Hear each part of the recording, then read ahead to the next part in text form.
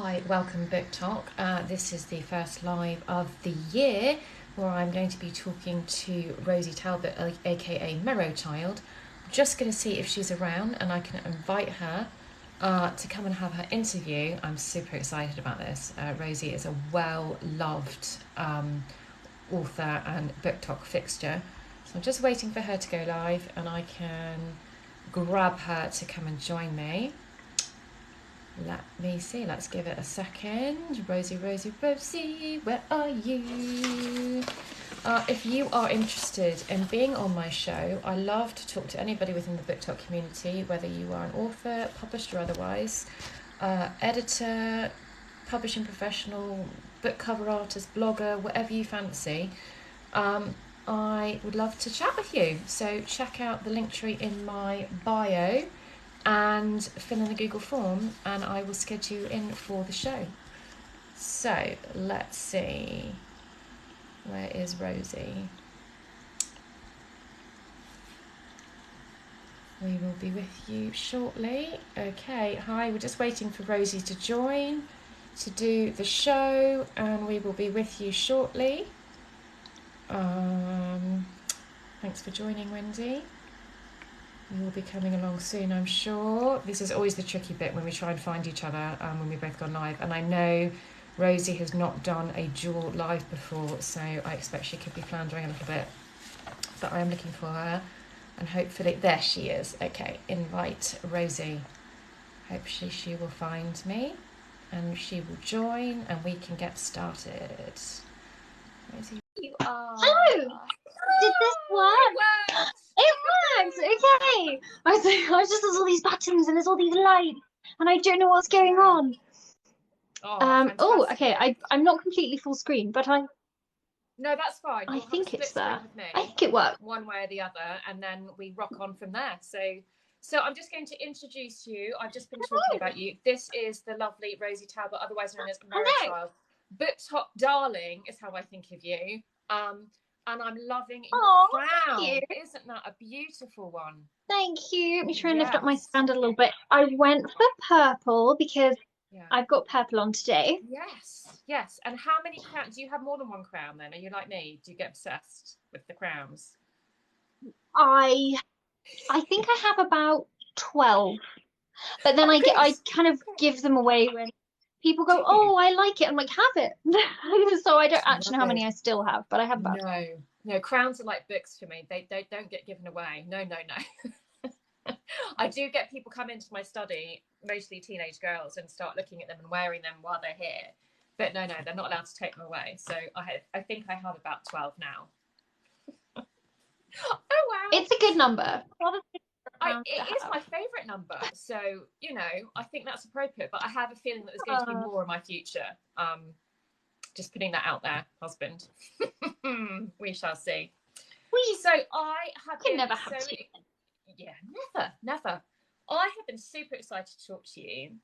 First of all, tell everyone what you do for your job, because you are a bookseller, are you not? I am. I work for the wonderful Waterstones and I sell books for a living. So, I mean, dream job, really. So what is a day in the life of a bookseller? What does that look like when you're in Waterstones? So I work in I would say small to medium-sized shop. I think if you're working in one of the big flagship stores, it is completely different because people specialize a bit more on operations side, or they'll specialize in sort of till and hand selling, and they'll move around different departments, but they'll probably have their particular department they love. Our shop is just 2 floors. It's got a little cafe, and essentially we have to know every book there pretty much, which is really good fun. So we get in, we'll always have click and collects and orders that have happened overnight, so we get those processing, get everything set up, clean down because of COVID, so we disinfect everything, get everything clean, ready to open. We open, we have a flood, fingers crossed, of people, and then they pick up baskets. And trust me, if you want to make a bookseller happy, pick up a basket. Because that's just whoa. Because I can hold a lot of books. I reckon I could. I mean, you'll see me Yeah. walking around the shop with like armfuls of books shelving away. So if you're picking up a basket, we know you mean business and we appreciate you. Yeah, and then it's lots of customer queries and Yeah. ordering books if we don't have them. Yeah. Good. I They do I exist. don't think I've seen them. Do they? Right. Okay. I'm going to look for one, but that's dangerous because I will fill it. So that's my problem. Yeah. It's very, So yeah, yeah. And so how long have you been working there? about 3 years. Yeah. 3 years. Yeah. I don't know why I didn't occur to. Ooh. You have paused. I do not know if that is my internet or your Job. internet, but Are you frozen on me? No. All right. Who knows? oh, sorry. Yeah. Hopefully we'll get there. I Maybe. don't know whether it's mine or not. I didn't hear that. Repeat the question. I was just jibber jabbering about the internet. Nothing important. Okay. I was saying that I would have loved to work in a bookshop. I think it's a fantastic job. I don't know why it to me to do that. But it's never too late. So and just to be around books and to smell them as they come in and to get your hands on the new one. It's very exciting. Yeah, Very absolutely. exciting. The bonus as well is you get So, sent ARCs, you get early proofs. and then you get to gloat about reading them to everybody. But how many books can you realistically read? Are you a fast reader or a slow reader? I am a fast reader. I've probably usually got about 5 books on the go because I'm such a mood reader, so it just depends on what I'm vibing with. And I mean, I think the most books I've read in a day was about 5, but I didn't sleep. Okay. Like I did Yeah. like 24 hours. How many can I read? It was 5. I would say if I'm not, depending on work, I will Wow. read 2 to 3 books a week, roughly. Um, That's Slower incredible. times, That is just one. incredible. Plus, you're writing as well. So, I I don't know find when that you I do can't this. write. Well, I can't write if I don't read. For me, Right. the worst thing for my writing is to get into a Netflix hole or something. It's Yeah. still storytelling and a little bit of it's fine, but for Yeah. me, if the words aren't going around in my head, I cannot write. I find it very hard. So avoid, Interesting. everybody talks about TV shows, and I'm like, that's so Yeah. lovely. I have no idea what that is because I Yeah. don't watch that many of them. I don't have I time. like I like both, and I think that TV and movies are easier to dissect from a plot point of view, and obviously, they Very. all follow a formula, and it's pretty similar. And if you look at Save the Cat, for instance, things like that, you can pretty much pull apart most movies. Well, the movies I watch anyway, which tend to be horror, thriller, mystery. They always have their beats. They always have the explosion at 60 minutes. So you kind of know, so it's easier for me to analyze story structure on a movie than it is a book. But that's just me. Yeah. But I think both mediums work for help. But yeah, that's really interesting that I did get sucked into a Netflix Prime Sky hole over Christmas. And I'm still not out of it, but I am reading again. So that's okay. I will allow myself. There we go. So now that we've touched on your writing process a little bit, you are writing. We have a debut coming out, do we not? We do. We Very do. exciting. Also terrifying. So Yes. that it's Yes. called 16 Souls, and it's a young adult mystery fantasy thriller. Very, very queer. And yeah, it's coming out in October. It's set in York. I'm very excited. That sounds right up my street. And is this going to be a standalone, or is this a series potential? It's going to be a duology. It was kind Okay. of planned as a duology, but it does have the potential to grow beyond that if I would like it to, if Okay. it's received well, if there's demand for Yeah. more of a series, I can grow the world and write more. We will see. I'm currently working on a novella short story to go between the books. Excellent. Excellent. Excellent. Yeah. So is it all ready to go? Are you all edited and done and dusted, or have you got a bit more It's to do?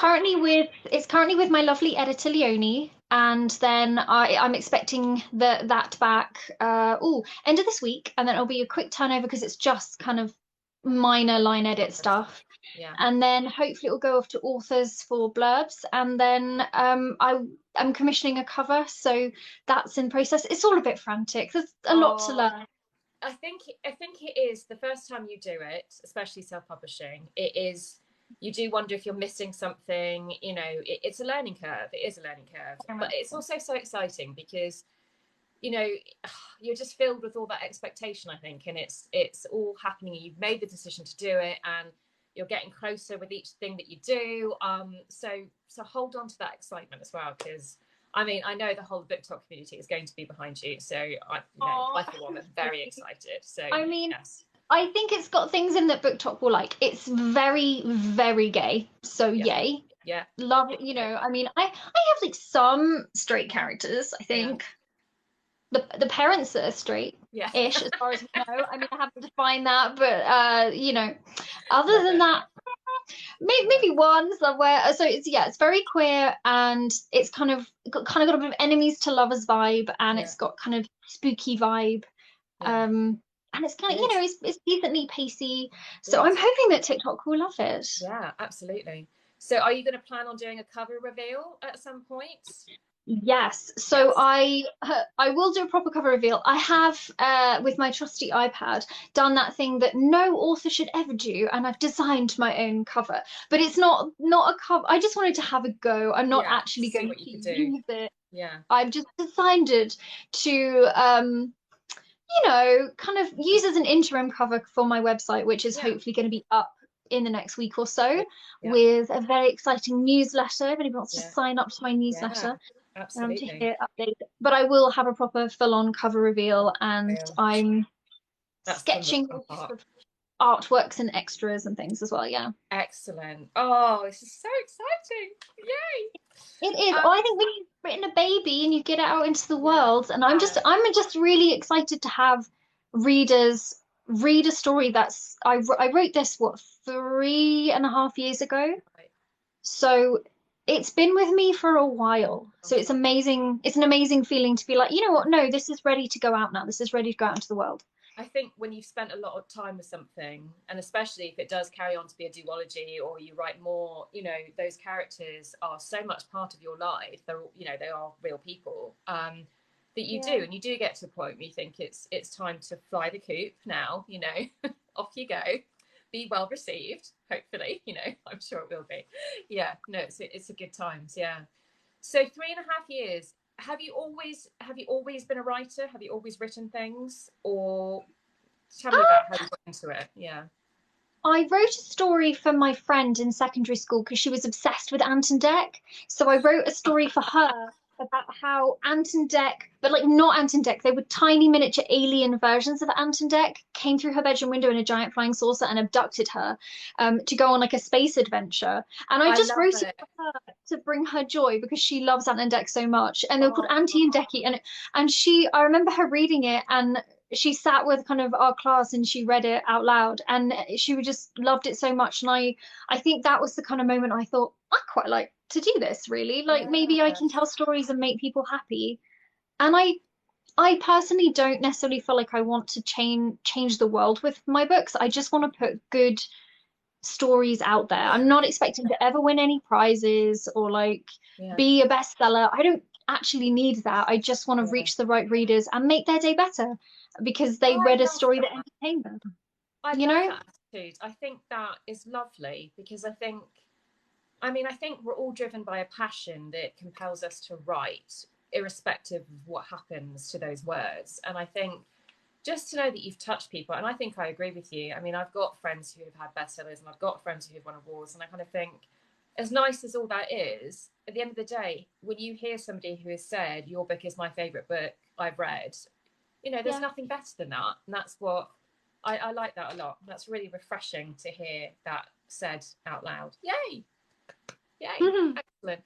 So, did you do any formal writing courses or anything like that, or are you self-taught, or how did you kind of get into knowing that you could write a book?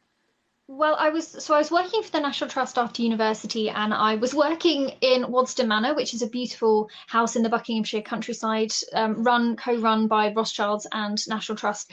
And it was my job to open and close the house every day. So I would spend 2.5 hours more climbing massive ladders, doing all the curtains, this long kind of process.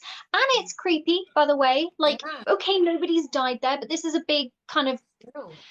house, it's a mansion house, and there's me wandering around in the dark. And I just sort of would start making up stories in my head, and then I started writing them down. And then when I left that job, I thought, right, now's the time. And I spent 2 years writing a book, which one day will hopefully see the light of day. It's the first book I ever wrote. It needs a bit more Yeah. editing. Yeah. The first half does not work, so I need to kind of work on that. And I just spent 2 years on my own teaching myself how to write a book. Yeah. And then I found the author community and thought, why in Yeah. the world did I do that on my own for 2 years? Like, what was I thinking? So then I discovered this lovely author community, and I thought, you know what, I need focus.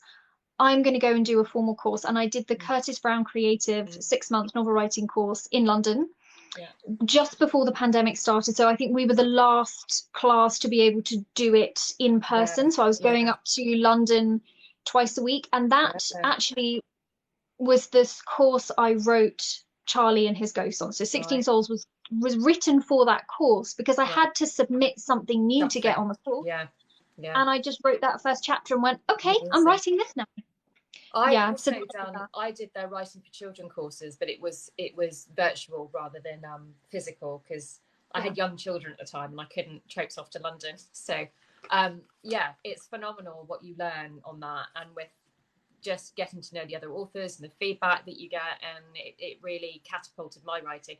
And like you, I spent time trying to teach myself in a vacuum, thinking I would get better, but not realizing actually you need other people to get better, whether it's courses or editors or authors and whoever it is, don't you? You need that. So you've realized that a lot quicker than I did. Well, I think you can get better on your own, because in a way, reading is your classroom. If you read a wide variety of books and then analyze what works about them and what didn't work about them and how you would do it differently, and then give it a shot, you're going to learn. But you're right, you're going to learn a lot slower than if you do a course or just be part of a community and swap writing with people and give feedback and receive feedback. It's invaluable. That's great. I mean, do you know, I've never really been very good at analysing books. I kind of, I get stuck in I really love it, and then I forget to look at what they're doing, or I don't like it so much, I'm like, but I just get caught in the story rather than actually trying to, because if I try and step back and make it objective, then I don't get as emotional about the story, and then I don't want to do that. I know. I always read them twice. So I'll read it once just for enjoyment, and then I'll read it again with the notebook. I mean, I always find as well, if you go to the middle of any book, and it's the same with movies, go to the middle, that's what your book is about. That's what the story is. That's what the movie's about. It's always that midpoint moment. So when I start analyzing a book, I go to the middle chapters or the middle pages, and I read them, and I go, okay, because that's going to tell me what this book is actually about. And it's quite often not what you think it's going to be. You'll be like, oh, like it'll be a really dramatic moment, and like often it's quite a reflective moment. Yeah. And it's do do you do that before you start the book? Then you go to the middle and just see what's going on? No, I'll do it after I've read it once, because I don't want to spoil myself. Yeah. It's so funny that you say that. I recently did a workshop about just how I do my first draft, and it makes me chuckle that you like the mid, because I hate the midpoint. I find it really constrictive as an author, because you're supposed to have this big moment, whether it's a reflective moment or a big whatever, in the middle of the book. And I'm like, sometimes mine doesn't hit the middle of the book. Sometimes it's a bit before, sometimes it's a bit after. And I get my beginning and my end and my build up, and I get my resolution and all that.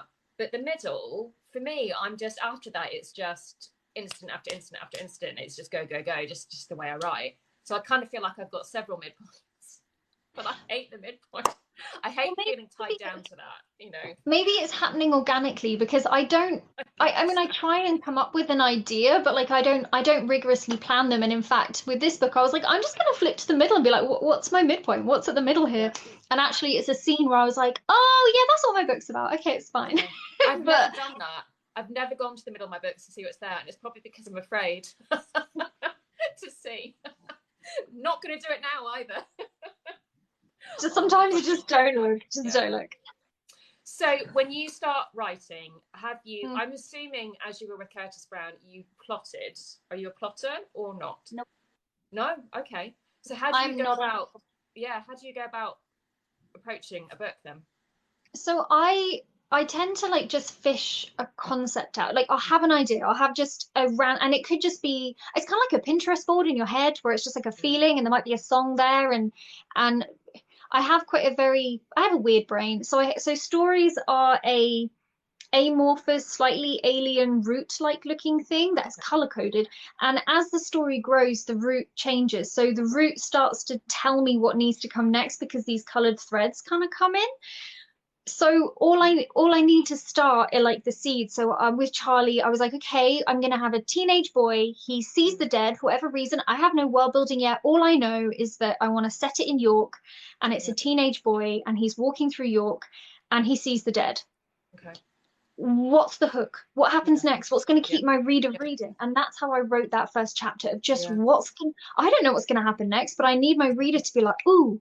And then I probably do that for about 15,000 words. Okay. And then I stop and I say, okay, I need to know where I'm going. Yeah. So that's when I take a look at that route and I look at the color coded areas. I'm like, well, I've introduced this idea and that's foreshadowing this potential. Do I Yeah. want that to be something or do I change it? And then Wow. the beats that form in that beginning then start to form secondary and Yeah. tertiary beats that have to Yeah. follow through. And then I suppose it's like revealing a landscape or revealing this weird root thing Yeah. kind of I things think I itself. think it's really I like it. interesting how you have that in your head and you visualize because it's like you've got your mind map in your head, really. Yeah, I Whereas I don't would write have it on a anything down. spreadsheet, but you can see it. I, I, Um, I never write it down. It's yeah, just it in sounds like synesthesia to me, the way that you picture that. I my don't know if cousin you has. hope. Yeah, I Yeah, do my too. cousin Not has. in that way, in a different. Mine's visual with color and words, but it sounds like that to me. But yeah, I think because you've got all that information up here. Do you ever feel just busy with holding it all together? Yeah, sometimes it hurts. Yeah, And sometimes I yeah, try and write it down, and then I find that in writing it down, all I can do are little bullet points, but yeah, actually it's almost better for me to do sort of visualization mindfulness exercises to yeah. compartmentalize the information I Wow. need to create the story. So it means I end up with just like a Word document with a novel in it, but I don't have a lot of extra notes. I don't have any Yeah, character notes. I don't have yeah, any, I use Google Maps a lot, and I sort of will have visual images up on the screen of Google Maps of like, well, this is taking place here, and right. then I'll keep looking at the images and I'll write from those images because I need to see the space in my mind of where my characters are. Wow, yeah. That's very Yeah. visual, very three-dimensionally visual. I'm sure there's a word for that. That's fascinating. I don't think I've met anyone who approaches it quite like you, actually, and that's fascinating. That I is always knew fascinating. I would say it. Yeah. We all have our ways of what works for us. And actually, one of my interviews I did, I don't know if you're following author A.L. Noor, but she writes a lot of young adult fantasy, paranormal, and she introduced me to the plotting software Plotter.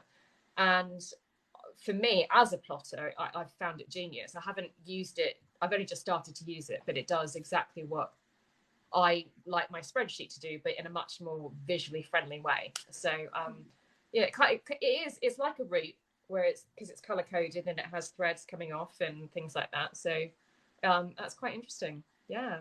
So, so that's how you approach your first draft. When you get to your editing, my assumption is that pantsers would have to work harder with the editing because they may have not had the structure there to begin with. Do you think that's true? Or how would you approach your editing once you've got this book Um, out? I edit as I go, so it takes me a long time to get my first draft. But when I get to my end of my first draft, it's more like the seventh draft, really. Yeah, Because and the reason I edit as I go is because that as that route grows and new ideas come in or I find problems, I yeah. don't pause. I go back and I fix those problems. Okay. So So the that's whole big structure stuff you're doing constantly. as I Yeah, go. Yeah, Okay. so it's constantly being renewed, and Wow. it takes longer for me to do. I'm not necessarily, I can have fast writing moments. I can sit down and Yeah. bash out 2,000 words when something is very clear in my head. Yeah. But I will always hit a snag, and I will always, have to untangle things. And I find things like I find it hard to write if I'm not doing another job. So I sometimes will go and work in a restaurant and polish glasses. I know it sounds really weird, but like doing monotonous tasks Yeah. just lets my brain tick away in the Okay. background. And I solve so many plot holes and so many issues just polishing glasses or cutlery or shelving something or, Yeah. just something that's very repetitive. My brain's like, cool, we can think about stuff in the background. Yeah. So I do that. Yeah. Um, but then when I go to do my overall edit, I'll put that final draft sort of in a drawer for a little while, work on something else, come back Yeah. to it when I'm fresh, and I will do a read through and I will Make sort of notes. give myself colored notes. And I always do structural stuff first. Yeah. Yeah. Um, I agree. and I then, think that's the easiest. I've had one editor I worked with a publisher who wanted me to do line edits at the same time, and I was like, I'd rather just get all the structural stuff done first.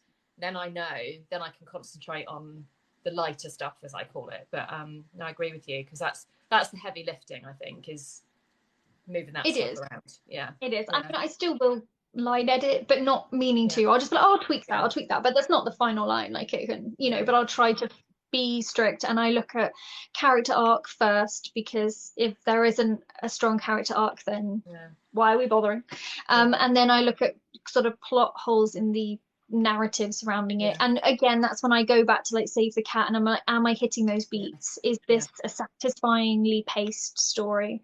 Yeah. And I try and be plotting and analytical at that point. Yeah. I actually love editing. It's kind of my favorite part. I think books are completely made in the edit, and it's really satisfying when you read it Well, through yeah. and go, "Oh, look at that! I read that. That's Yeah. good." That All is right. true. I do believe that books are made in the edit. I don't love the process. I find it quite painful.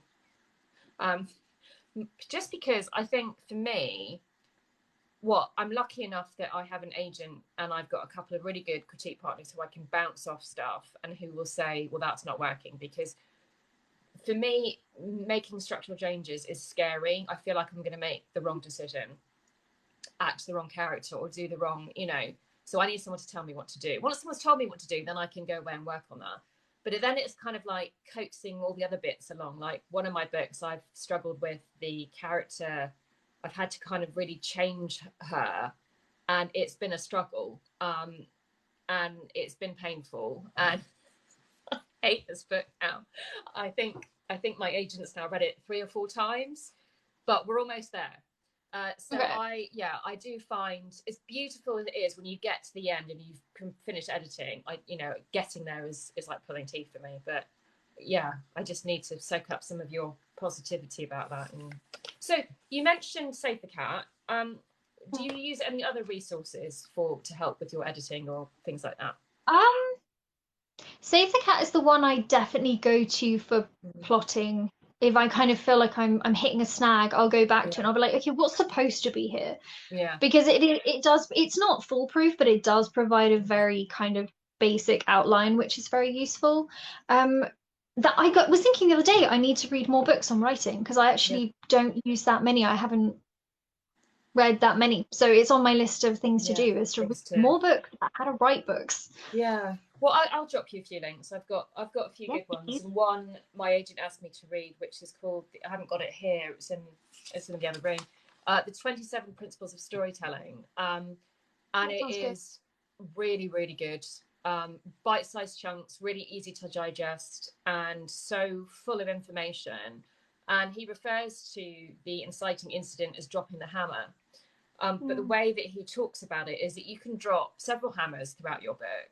And I think this is why I struggle with my midpoints, because I'm always dropping more hammers. And I think that's the nature of mystery, horror, thriller. You're always making things worse, aren't you? So all these little hammers, you've got your inciting incident, but all these other hammers are going off and how you can make things worse. So, but the way he talks about it is just so accessible. I'd highly recommend that one. Okay. Yeah, I'll email you Yeah. that. Yeah, message you. Email me the link and I Yeah, I will. I will. will. I will. Absolutely. Oh, this is so exciting. So, book talk. how did you get involved in Book Talk? I have been on Instagram for couple of years at least. Okay. That was the first writing community I found where I was like, what am I why am I doing this on my own? There are people online on social media posting about You books. I should do went that. to Instagram rather than Twitter. I find Twitter terrifying. Yeah. It's Yeah. I'm quite a visual person, so I like the taking pictures of pretty books, and I just find Twitter, for some reason, I think the format of it, my brain goes, cool, don't understand where things are. And also I found that on Twitter, not actually necessarily the writing community, which is extremely supportive, but Twitter Yeah. to me is a lot of shouting. It's a Yeah. lot of people shouting very loudly and very rudely at each other. Yeah. Um, which kind of can take over the more positive spaces. Again, not necessarily the writing people, but the other stuff that the feed gives you. Yeah. So I went straight to Instagram. I'm not entirely sure why, but that was my first ever smartphone. I'm currently on my Yeah. second ever smartphone, so I Yeah. didn't even know how to use a smartphone. My friend had to teach me. Yeah. Um, Ah, love it. and then all through the pandemic as well, I didn't even, I sort of knew that TikTok was a thing and that people were doing books on TikTok, but it kind of, I was like, oh, I don't have time. I don't have time. It's like, it's the Yeah. pandemic. What else am I doing? And then right at the end of lockdown, I was like, I'm going to do this. So Yeah. I did. Yes. I just thought, why not? And joined. Yeah. And Yeah. it's amazing. Like, Yeah. why did I wait? Yeah. Yeah. No, I love it. I always find it interesting how people found the Book Talk community, and it's getting exponentially bigger every day, I think. And I know, for instance, I don't know if you've come across a guy called Mark Dawson who runs advertising courses for authors. So he's a UK self-published guy You do who the has, podcast. So you yeah, did he has a podcast? podcast, and he's got a Facebook group, and he's got yeah, he's got all sorts of things, and he's got like this 20 book crime thriller thing. So he's self-published and doing very well with it. But he has just created, they are adding in TikTok for authors as part of their ads for authors course. And he's just created a Facebook group for these authors. So they're all joining. So we're going to be flooded with lots and lots and lots of new authors, which I think is fantastic, actually. And I think it's really, we're starting to see older people, and people that we haven't seen on what TikTok has been described as. So, it really is the place where the book community are moving, and publishers and booksellers. There's lots of Waterstones bookshops on here, and indie bookshops, and it's fantastic. Yeah, it's lovely, and I love being able to see people like you. I think Nice. I do agree that Twitter is kind of for me on Twitter, I tend to stay in private message boards with groups of people rather than go out on big Twitter. Scary. Scary. But yeah, seeing people, and seeing their little clips, you get to know them so much quicker, I think, in the intention of how they deliver information. And I love it. Yeah, it's good. Oh, I love it. There we go. And you've got such a great following as well. Wonderful, wonderful people. Like I just love them. We have such good chats, and it's lovely. Yeah, really good. Good. So back to book stuff or writing. Is there anything, you said you love your editing process. What do you find hard about it, if anything? When I like my books very dark and tightly woven. So the tighter and tighter the edit gets, if something still isn't working, if I unhinge something, then the rest of it could fall apart. So I think it's, if you back yourself into a hole, if I back myself into a hole with that, then I'm in trouble. But and also sometimes just I don't want to say killing my darlings, because I think I'm actually quite good at going, it can go. But when you've reread something 10,000 times, I think that's when it's kind of like, I can't see this anymore. And so for me, it's just a time factor. I have to put that in a drawer sometimes and just give it another, which is why it takes me 3 years to write a book, because I need that space in my brain for something else. No, I understand that. I am actually trying to take long. I can write a first draft very quickly, and but I do need to build in more rest periods. And I do, because like you, I will write a first draft and then I will work on something else and I'll go back to that. So but I need, when I'm in the middle of like each editing pass, I think I need more rest. My agent keeps telling me to slow down because I see more. So I'm trying to, but normally I'm like, come on, let's just get on with it, you know? But well, yeah, but I wish I had your wisdom and could actually apply that and know that I was getting to the point where I couldn't see it anymore. Sometimes I don't recognize that, I think, and just think, it's perfect, it's fine. Who knows? There we go. Would you have any advice for other aspiring authors? Is there anything that you've learned that you think is really important or that surprised you along your way so far?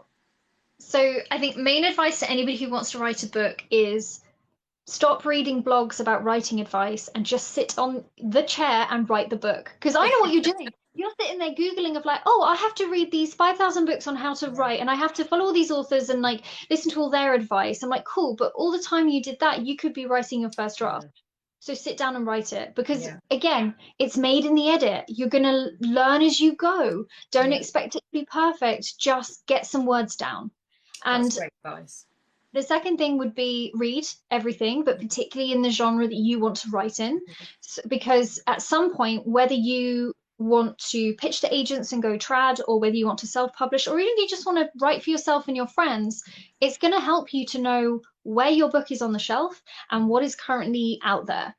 Can you predict trends? Not really. Should you try? Absolutely not. Write what you want to write. But reading around, like if you're writing YA thrillers, read a whole bunch of YA thrillers because those authors have solved problems that you're going to face when you write yours. So go and see what they've done, and then you can make your own decisions to how you want to write yours. And then you're going to be able to go, cool, this is what my book is. And then I think the third piece of advice, but this is only for people who want to definitely publish traditionally, although I think it will help if you want to self-publish. If you want to publish traditionally, and it seems a bit out there, is once you have your nugget of an idea, and I now do this, sit down and write your blurb on the back of the book.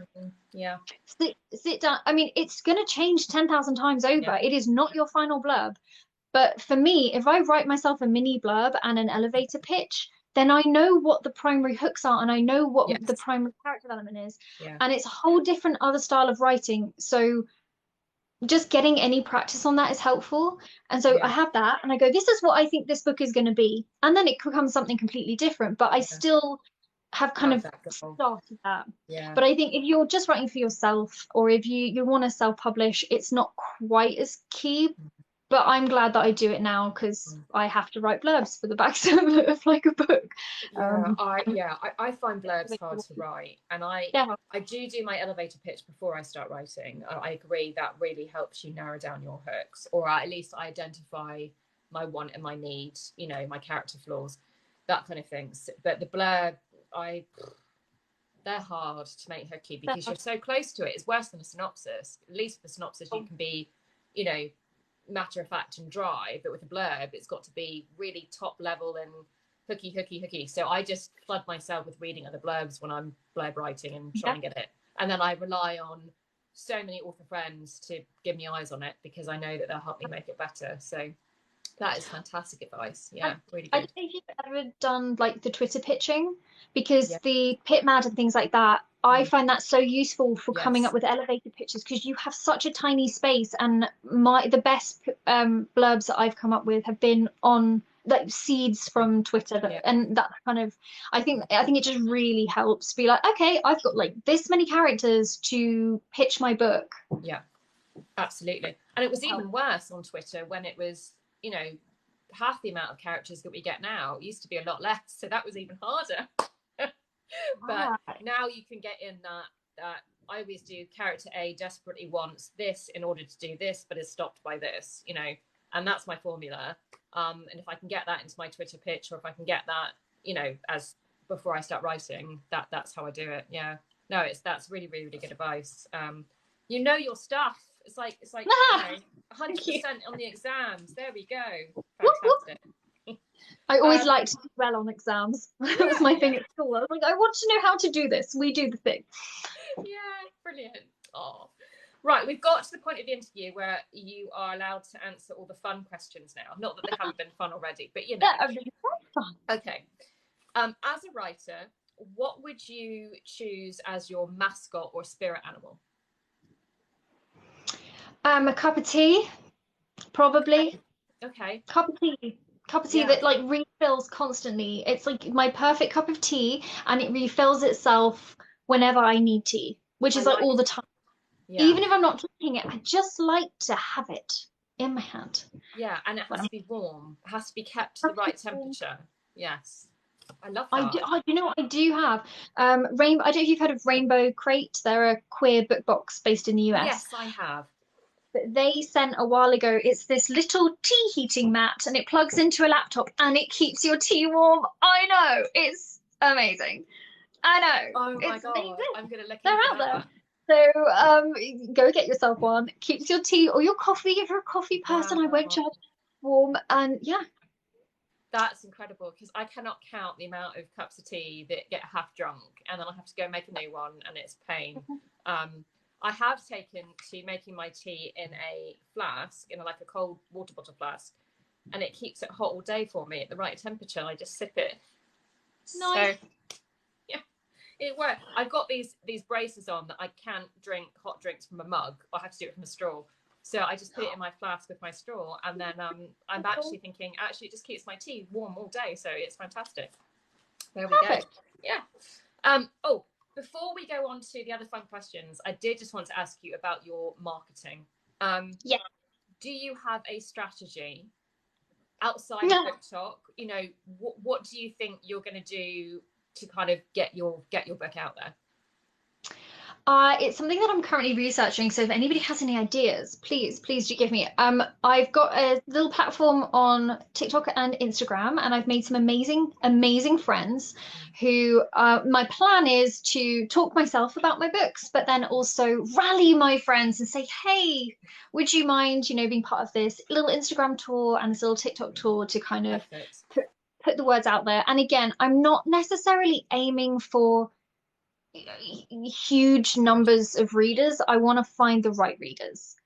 Yeah. I want to form a community. I think that's what Book Talk does so well. I think that's what Instagram and social media does so well, is form a community, because having 20 key readers who absolutely love your book is way better than, I think, having a whole bunch of people who bought your book but actually don't care. I would love it if they bought my book anyway, because I could do with the money, but it's not really about that for me. It's more about finding those ideal readers. So I'm gonna put the book out there on social media. I'm hoping, fingers crossed, that Waterstones has said it's going to be supportive, but that is very much on a shop by shop basis. Yeah. So yeah, if anybody wants to know how to get your books into a bookshop like Waterstones, I have a lot of advice to give on that one. So you have. I mean, I went to talk to my local Waterstones. They said you've got to fill in this form at the bottom of their website or something, and I'm like, who reads that? Yeah. No. It's in my understanding, it's very much a store by store basis, and it will be at the manager's discretion. Yeah. But it will also be, is your book accessible? If you haven't made your book accessible via Nielsen and Gardner's, and we can't get hold of the book very easily, then they're not going to order loads in. Yeah. Also, and don't order from Amazon. I mean, this is the problem with print books at Amazon. Bookshops just don't order them from Amazon, do they? Absolutely, 100%. I can say, as a Waterstones bookseller, we will just say, okay, go get it on Amazon. Like, go get it on Amazon, because we don't make any money on that, and we're essentially just giving money to our rival. So, to a company that essentially wants to see all brick and mortar bookshops gone. So, will I use Amazon as a self-published author? Yeah, it would be ridiculous not to. But if you want to get your books into brick and mortar bookshops, you will have to go via like Ingram or somewhere else, because they do deals with Waterstones and other bookshops, and get them in there. I think as well, go in when you're pitching. Just be aware that bookshop managers will probably get quite a few quite pushy authors quite often, and that tends to put people's backs up. So it's not that they don't want you to succeed, they absolutely do. It's just you might be number 5 that day, and it's just a bit much. So when you approach, just do so in a really chill way. Like, don't ask for a window. It's prime real estate. You know, I know I think we get a lot of local authors going, cool. So I was thinking you could do me a window, and it's like, we would love to. Unfortunately, you aren't Lee Child, and Yeah. you know, it's difficult. It's a big Yeah. difficult. Not saying it would never happen, because it Yeah. might do. Again, it's individual bookshops Yeah. and what their plans are for their space. Yeah. And I've also approached, like, if you know your local demographic, Mm. you know, for us, where I live, Mm. anything that's a local history, a nature book will do really, really Mm. well. Mm. Anything kind of to do with animals or adventuring could also do really, really well. But actually, my genre, YA, is not a Mm. huge seller for us. So Waterstones will support me and help me, but they Yeah. will do so realistically, because it Yeah. is not, it should not be at their cost. There's no point in them Yeah. getting like 50 books of mine. They're not going to sell those. So it will be done sensibly, But which in is your how it should shop, you can just order in a couple of hundred and just push them on all your customers as they come through the door. There you buy this, go. buy this, buy this. Yeah, I probably won't do that. So yeah, it's absolutely possible to get like Uh, self-published books into bookshops, but the first thing they're going to look at is this the right demographic for this shop? Is it going to sell? yeah. Is the print quality high? You Yeah. know, does it look like the same as any other book on the Yeah. shelf, or if there are differences, are they extremely minor? And Yeah. then the manager will probably read a section of it, and then also, is the price point right? If the Yeah. price point isn't right, you know, if you're trying to charge £15 for a Mm. paperback picture book of 15 pages for £1 a page, that's not going to happen. So Yeah. it just, yeah. Be And then aware just of those things. Yeah. approach gently, Great approach politely, advice. gently, Yeah. with no expectations, Yeah. and you might get lucky. Yeah. Okay. Great advice. Thank you for that. So, one other little quick question then, also, if you're willing to talk about it. You've obviously Mm. chosen to self publish this book. Tell me about that decision. I think for me it came down to control. So I finished Curtis Brown, the course, and I knew it was very unlikely I would find an agent through Curtis Brown, simply because there wasn't an agent. You know, it's a children's book, and they don't have that many children's agents Mm. there. And there wasn't one that I thought would be, "Ah, they're perfect. They're perfect for Yeah. my book." So, you know, I was like, if somebody's interested, it's a bonus. I'm not Yeah. expecting that.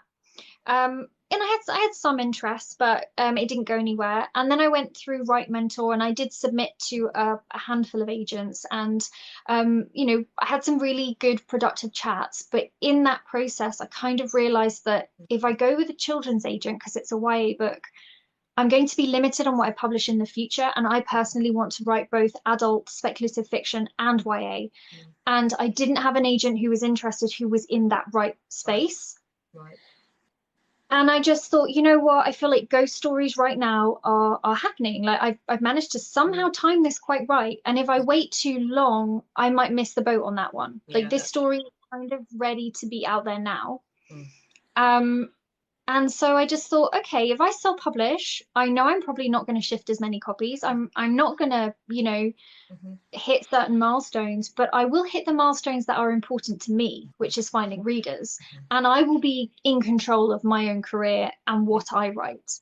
Yeah. And I can choose my own cover, I can choose my title, I can choose my blurb and everything. And that to me was worth it for Yeah. me. Doesn't mean I'll never trad publish. I might Mm-hmm. do. I'm open to anything. I would ultimately like to do both, Yeah. but yeah, I think self-publishing is right for me right now. Yeah. Yeah, I think that's fantastic. And like you, I feel, I mean, I haven't got a big traditional deal yet. I've had smaller deals. But I think of myself as a hybrid, because getting books out there feels the need for me that I need to achieve for myself personally while I'm waiting the long wait times on submission. So yeah, that really resonates with me. I totally, yeah. And to people watching, that will be fantastic. Right, back to the fun stuff. That was good. Okay. What is your favorite biscuit or cookie? Okay, I'm going to say something really controversial here, Okay. but why have a biscuit or a cookie when you could have a donut? Okay. My partner is an absolute biscuit fiend, so I don't get a look in it anyway. But I've kind of bypassed the cookies and the biscuits, and I've moved straight to donuts. Okay, so are we a Krispy Kremer? Are we a Dunkin' Donuter? What kind of donuts do we like? I think I'm just a bit basic, and I like the jam and sugar You like the donuts. traditional British Traditional jam-filled British. donut. Got you. Yeah, Got you. See, I am that. American, and I spent a lot of my youth in America. I've lost my accent. but we had, my favorite kind of donut was, it was almost like a cake, and it's like a powdered donut. So rather than like a Krispy Kreme thing, like a pound cake. So you can get it rolled in like icing sugar or rolled in cinnamon sugar, and those for me were the thing. Yeah. And just like jam donuts, you try and eat them without licking your lips all the way through until you finish, you know. So no, you can never. Yeah, Or absolutely. Timbits from Tim Hortons, but obviously that's only when I'm in Canada. So I love Tim. Like tiny little donut joys. Oh, little donut holes, you know, all sorts of things like that. Yeah. Oh, yeah. The Americans are good at junk food, I will say that. Okay. What is your favorite color?